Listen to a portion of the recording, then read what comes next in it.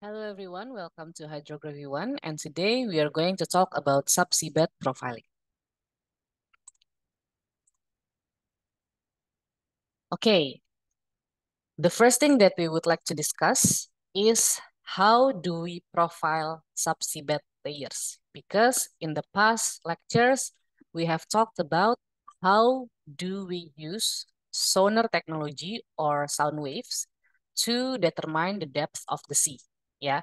Now, we would like to even go deeper. Yeah, so we penetrate deeper.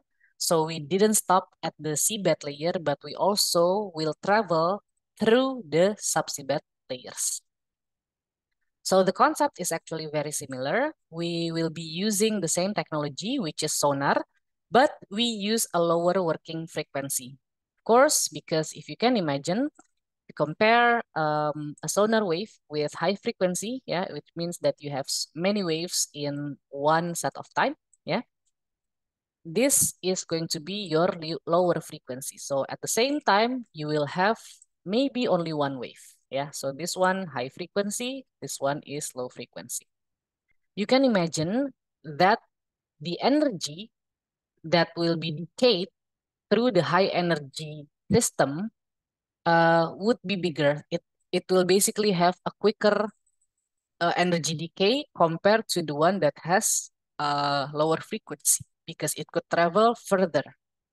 Okay, because it could travel further, basically, the lower your frequency is, the same thing, the same logic with what we had with echo sounders. The lower your frequency, the deeper you can go. Yeah. So high frequency echo sounder is for shallow area, and low frequency echo sounder is for deeper area. The same with sub-bottom atau subseabed profiling. If you use lower frequency, then you can penetrate deeper through your subseabed layers.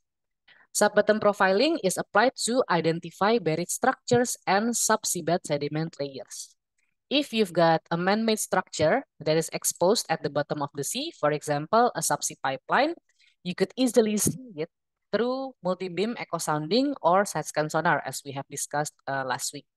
But if the man-made feature is buried by sediments, then you need to use something that could penetrate through the subseabed layers. Okay, that's where subseabed profiling is needed. And this is how it looks like in your log. Yeah, so if you remember, for the single beam echo sounding module in the practical session, you only have one layer, okay? One layer in here, but at the sub bottom, you will have different layers. So this is your pipe at the bottom, and then you have other layers in here, yeah? And then you have your buried pipe, yeah? That's basically the idea of sub-bottom profiling or subseabed feature profiling. The concept, again, it's very similar. It's using the echo of the sound wave, but the echo doesn't only stop at the boundary between the water and the sediment layer. It will, for example, if an area has two sediment layers, a softer one and a harder one, you will have the first echo, of course, in the boundary between your water and your softer sediment layer. So that's basically your echo one, and this is going to be your first boundary. The second boundary, if this is your source, again, will be reflected at the boundary between the softer sediment and the harder sediment. And the second echo would be the boundary between those two layers. Okay. Of course, this can only be done with lower frequency, several to some 11th of kilohertz. Yeah. So the basics of, oops, sorry, I haven't made my phone into silent. Okay, back to here. Yeah. So the concept of sub-bottom profiling is actually slicing the seabed. Yeah. So if this is your survey area, I'm going to make it into uh, a rectangular block. Yeah. And your seabed would be in blue. So this is your seabed. Yeah. Uh, yeah.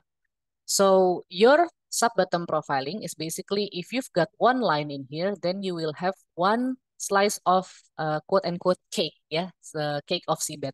So this is your first one. So if you want to have more slices, then you need to have more lines. So I will use it in pink. So if you want to survey this area, you can have a slice of this bit. And then you can put it in here as well. And then you will have another slice, yeah, of this bit. Yeah. So you can imagine that if your seabed is a cake, when you're doing sub-bottom profiling, you're slicing the cake into the data that you want. Okay. And the deployment is actually a bit similar with what we have with SideSense Sonar. So it is stored at the back, but it's very unique because sometimes your source or your transmitter is at a different place with your receivers. So what are transmitters and receivers? Yeah. So in echo sounders, you know something that's called transducer. Your transducer is both your transmitter, yeah, or source, sound source, and your receiver or hydrophone, yeah. In sub-bottom profiling, sometimes the source and the hydrophones are separated. So you have your sound source and you have hydrophones. Sometimes you even have more than one hydrophone, okay? Sometimes you have one transducer as well, yeah? So it depends on the system that you're using. We will talk about this a little bit later, yeah? So to resolve the sound speed, if you remember in hydrography 1 before the midterm exam, you resolve the sound speed of single beam echo sounder through SVP, yeah, sound velocity profiler, or bar check. That's basically comparing your sounding depth with your mechanical depth. In sub-bottom profiling, resolving sound speed depends on how many receivers you've got and the distance between the receivers, yeah? So you've got an array of receivers in here or hydrophones, and normally the distance between each receivers are the same. So you've got the same delta S in here. The only thing that's different is just the distance between the sound source and the first receiver. It would be different, yeah? But the others are basically the same. So you will apply a sound. So you're not moving. Yeah. The first thing you do is to calibrate. And this is when your boat is not moving. The same thing when you did SVP and bar check. Yeah. So the sound speed, of course, will travel uh, all around. Yeah. It has a radius, yeah, or a radius in which the sound will be heard. It will travel directly to here. It doesn't really happen in trans, well, it happened, but we don't really use it because in transducer, you only listen to the one that is reflected to the bottom and back to the transducer. But actually, it also hears the one directly, because, for example, your mouth and your ear, you can listen to your own sound because it's very, very close. Yeah. That's basically it. But the one that we would like to focus on is the direct wave. Yeah. So of course it travels there with a time, which is time 1, and then it travels directly here at time 2, travels here at time 3, and then we will have this sort of slope. Yeah. This slope it's actually the same thing with SVT. Yeah. So when you know the delta S and you know the delta time here, yeah, because you're the one who's measuring it, you will basically know your V. That's basically your delta S over delta T. You can um, basically average the delta S. The delta S will be the same. You don't need to average it, but the delta time, you can average it. Yeah. And you will have your V. And 1 over V, the other way around, is basically your slope in here. So that's the first arrival. And then if you imagine that this wave, I'm going to have another color. If this wave travels to the seabed, if this is your seabed, and reflected like this, yeah, that's basically the first arrival of your seabed. So this is the travel time that is needed, yeah, to go to the water and reflected by the seabed. Yeah, so the first arrival, the pink one, is the direct arrival. Yeah. And then you've got the arrival of the seabed. And then if you have another layer, for example, maybe I will use green. Hopefully you can see this.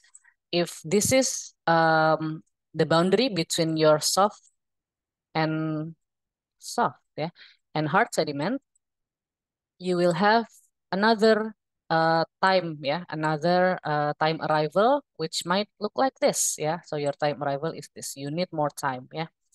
So each boundary has their own velocity profile, yeah. So because again, the time that is needed for the wave to travel in water would be different with the time that is needed for the wave to travel the seabed, the first layer of the seabed, and then the second layer, and then the third layer, etc. Then you will have basically several slope in which each slope defines the velocity of the wave that is traveling through each medium. Okay, hope I didn't confuse you in there. And finally, we need to understand the arrival mechanism. So listen carefully in here, yeah. We have talked about the direct wave, yeah. So, well, before we talk about the direct wave, there are three types of arrivals. I will need to redact this. So this is going to be, well, this is reflected, but this is also reflected.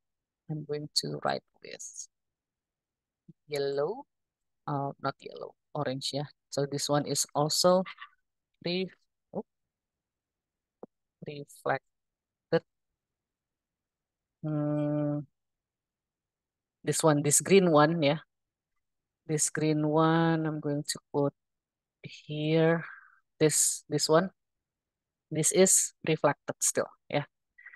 And the refracted one is actually the green one, the second green one, yeah. So re, oops, refracted green, yeah. So here the two green ones are the refracted. Okay, so this one is refracted, this one is also refracted. Okay, that's the basic. The direct wave is basically the wave that travels directly from the source to the receiver. Okay, it doesn't even travel through the medium. The reflected waves are basically the waves that travels through the medium and got reflected in an angle that is the same with the angle of incidence. Okay, angle of incidence is basically this angle. Yeah, so it travels through the water with a certain angle. We call it I, which is incidence. Yeah, and the reflected wave would have the same angle with the angle of incidence. Okay, we can imagine if there's a hydrophone in here, it will hear that. Yeah, so that is why this one is actually the reflection. Yeah, so this is not reflected. This is still reflection because the angle of incidence and the reflected angle is the same.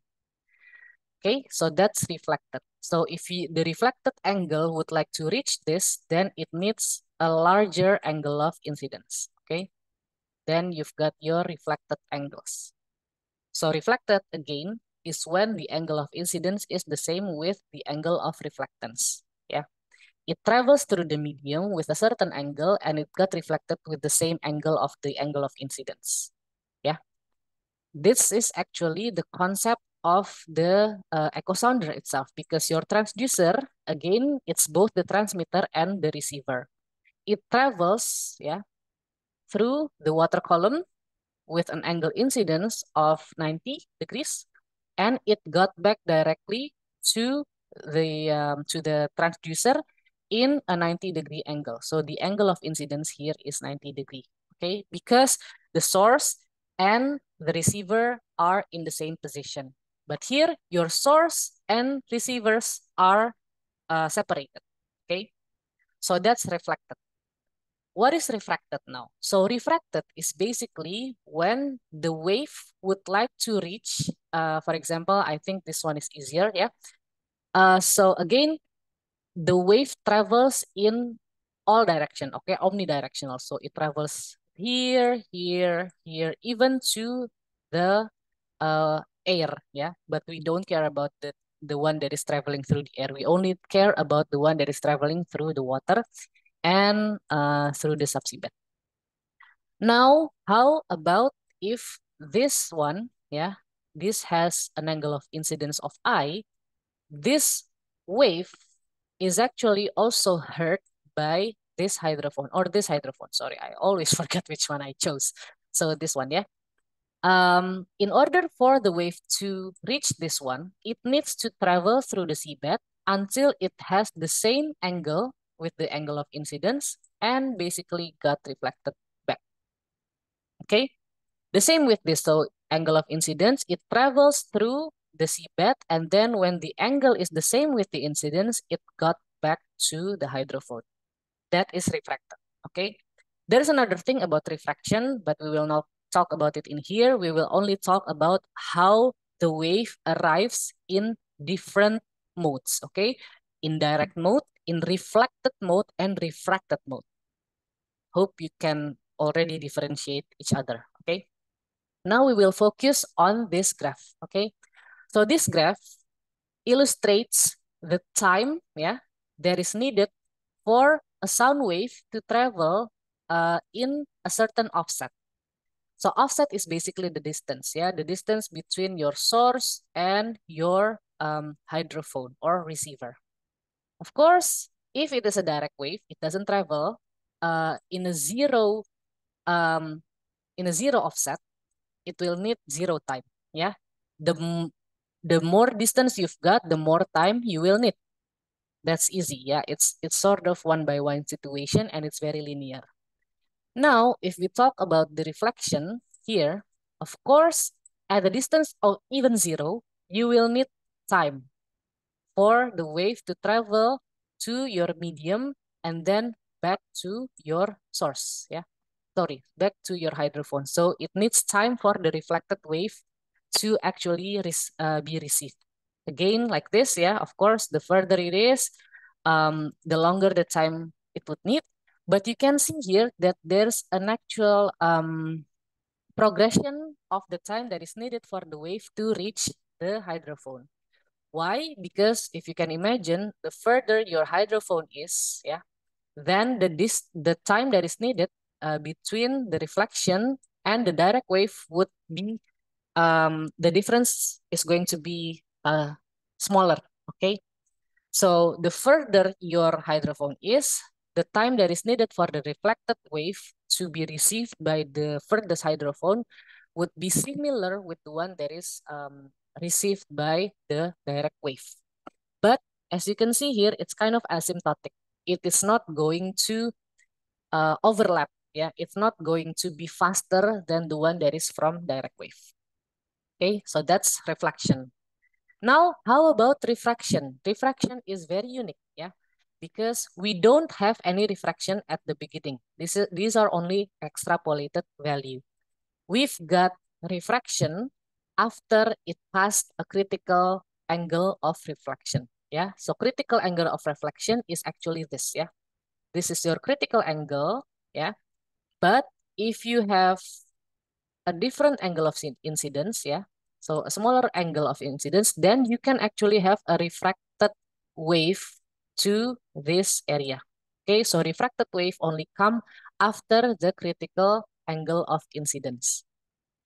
Of course, at the beginning, you will need time, yeah. Same with the reflection, you will need time for the wave to travel through the water medium, then travel through the seabed medium, and then back to the water medium to the hydrophone. But at some time that is called the crossover distance, yeah. At the crossover distance, it will actually catch up with the direct wave. Why? Yeah, it's kind of unique. So basically, you need to remember that the harder your medium is or the denser your medium is, the faster a sound wave will travel. Yeah, so sound wave travels faster in solid than in water because solid medium has more density. Yeah, in water, water has less density than solid wave. Okay, so it travels slower in water. Again, if you compare it with air, of course, it travels faster in air compared to the water. Yeah, so the denser your medium is, the faster your sound wave will travel. So if you imagine in here we have more density, in here we have less density, then the time that is needed for the wave to travel in this medium is less than the time for the wave to travel in this medium. So if you can imagine, if this is your direct wave and this is, well, you can have a look at me a little bit, hopefully, yeah. So if this is your direct wave and this is your refracted wave, it will basically do something like this, yeah. So your refracted wave came here quicker because it travels quicker at the bottom than at the surface. Okay, so after the crossover distance, the refracted wave will travel faster compared even to the direct wave. Okay, so those are the concepts of subbottom profiling. We will talk about subbottom profiling operation in segment 2.